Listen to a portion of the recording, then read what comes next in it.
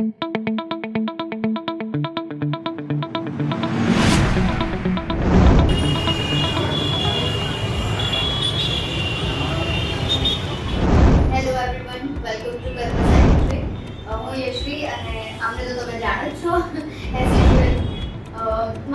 જેન્ઝીને લઈને ઘણા બધા સવાલ છે. એમાંથી એક સવાલ હું આજે અગેન તમને પૂછવા માંગુ છું કે જેન્ઝીમાં રિસ્પેક્ટ નામની વસ્તુ જરાક ઓછી થઈ ગઈ છે. યશવી, એમાં છે ને બેઝિકલી વેલ્યુઝ, જે સોશિયલ વેલ્યુઝ હોવી જોઈએ એ કદાચ એ લેક છે.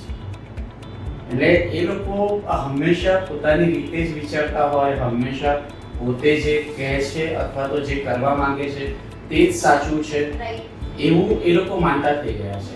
અને એને કારણે જે ફેમિલી થ્રુ કે જે સમાજ થ્રુ આખો જે એક વેલ્યુ સિસ્ટમ બનવી જોઈએ એ બની જ નથી શકતી. અને એ લોકો કદાચ બનેલી હોય તેનો સ્વીકાર કરતા નથી. અને એને કારણે એ લોકો ડિસરિસ્પેક્ટ કરતા હોય છતાંય એ લોકોને ખબર નથી. આના કરતાં પણ તને વધારે કહું તો ડિસેન્સિટાઇઝ થઈ ગયા છે. એટલે કે એ લોકો એવી રીતે સોશિયલ મીડિયા સાથે સંકળાયેલા હોય, એવી ગેમ્સ રમતા હોય. પહેલાના જમાનામાં કેવું હતું કે ભાઈ બાળકો બહાર જાય કે બહાર મેદાનમાં રમે તો એકબીજાની સાથેની દુશ્મની થાય, એકબીજાની સાથેની દોસ્તી થાય, તો એને કેવી રીતે ટેકલ કરવું, એ બધી વસ્તુઓ એ લર્નિંગ પ્રોસેસ છે. જ્યારે સ્ક્રીન પર આજે જે જેન્ઝી રમ્યા કરે છે એને કારણે એ લોકો હિંસક થઈ જાય છે. એ લોકોને સામેવાળાને દર્દ થશે અથવા તો હું જે બોલીશ તેનું એને કદાચ ખોટું લાગશે એવું પણ એ લોકો સમજી નથી શકતા.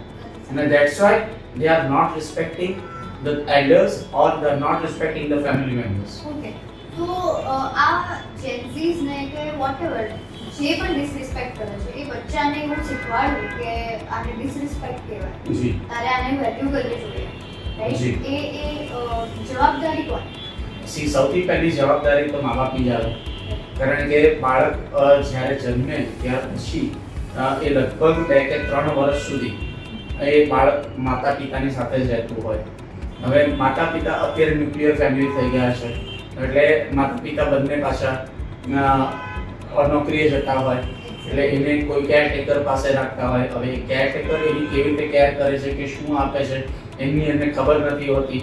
સાંજે આવીને બંને કંટાળેલા હોય અને કંટાળીને પછી એઝ યુઝ્યુઅલ જમે તારે ફોન પછી યા તો ટીવી યા તો રૂમમાં જઈને પાછો એટલે એને બચ્ચાને છે આઈ થિંક કે જે પહેલું પેરેન્ટ્સની પાસેથી જે મળવું જોઈએ નોલેજ કે પછી ભાઈ આ એટિટ્યુડ હોવા જોઈએ, આ વેલ્યુ હોવી જોઈએ, આને રિસ્પેક્ટ કહેવાય બેટા, આને ડિસરિસ્પેક્ટ કહેવાય, પેરેન્ટ્સની પાસેથી એવું મેબી એ લોકોને હવે એટલું નથી મળી રહ્યું. કારણ કે કદાચ પેરેન્ટ્સ પોતે ટાઈમ નથી કાઢી શકતા અથવા તો ટાઈમ હોય તો એ આપી નથી શકતા. કારણ કે મા બાપ પણ આપણે આગળ વાત કરી છે કે પોતે મોબાઈલમાં સંકળાયેલા હોય.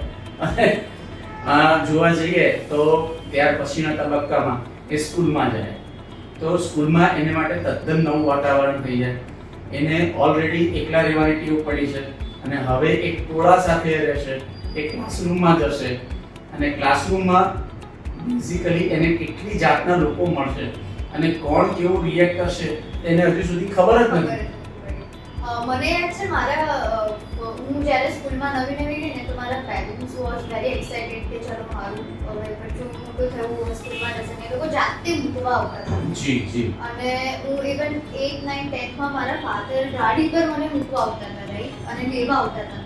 તો અમારી પાસે એ મૂકવાને લેવાનો ટાઈમ બહુ જ મારા માટે બહુ જ પ્રિશિયસ હતો કે અમે ત્યારે શું થશે સ્કૂલમાં, કેવું રહ્યું છે સ્કૂલમાં, ટીચરે શું કીધું છે કે પપ્પા મને બચાવી લેજો ને મમ્મીથી, મારા કદાચ એકાદ માર્ક જરાક આવા આવશે કે સ્કૂલમાં છે ને આવો નાનો મોટો ઝઘડો થઈ ગયો છે. આવી બધી વાત એ ટાઈમમાં થઈ જતી. હવે શું થયું છે, બેન આવી જાય છે, બસ આવી જાય છે, ક્યાં તો છોકરું હવે જરાક મોટું થશે ને હું 2 વ્હીલર પર મારા ફ્રેન્ડ્સની સાથે જઉં છું. એક્ઝેક્ટલી. એટલે એને ચોક્કસ જ રીતે એની જે વેલ્યુ સિસ્ટમ ડેવલપ થવી જોઈએ એ થઈ જ નથી. જેને આપણે ગુજરાતીમાં કહી શકીએ તો જે સંસ્કાર મળવા જોઈએ તે મળી જ નથી રહ્યા અને એના પર એક્સપેક્ટેશન રાખવામાં આવે છે. એટલે બચ્ચું ઇરિટેટ થતું જાય, બચ્ચું ગુસ્સો કરતું થઈ જાય, બચ્ચું હિંસક બનતું જાય અને મેં કીધું તેમ ડિસેન્સિટાઇઝ થઈને, કારણ કે એને ખબર જ નથી પડતી કે સામેવાળાને ખોટું પણ લાગી શકે, સામેવાળાને દર્દ પણ થઈ શકે, એટલે કદાચ કોઈ પણ વસ્તુનો એક ઘા પણ કરી દે. એટલે સેલ્ફ હાર્મ કરશે ત્યાં તો પછી સામે એક્ઝેક્ટલી. અને સેલ્ફ હાર્મિંગના કિસ્સાઓ તો બહુ જ વધી ગયા છે. મેં એટલા બધા યંગસ્ટર્સને હમણાં જોયા છે કે જેના રિસ્ટ પર કાપા હોય જ છે. બહુ જ હોય છે અને એવી નાની નાની વસ્તુને લઈને હોય છે સર જી. કે તમે વિચારી નહીં શકો કે સિરિયસલી આ વસ્તુને લઈને એક્ઝેક્ટલી. એટલે યશવી, આના પર આપણે ઘણી બધી આગળ ચર્ચા કરી શકીએ. આજે આપણે રિસ્પેક્ટની વાત કરી અને વેલ્યુ સિસ્ટમની વાત કરી. નેક્સ્ટ એપિસોડમાં ડેફિનેટલી મને ખબર છે કે તું મને શું શું પૂછવાની છે, કારણ કે તારા મનમાં જે વાતો ચાલી રહી છે, તારે જે લોકોને આપવું છે તેની મને સમજ પડી રહી છે અને કદાચ લોકોને એની જરૂર છે. ધન્યવાદ.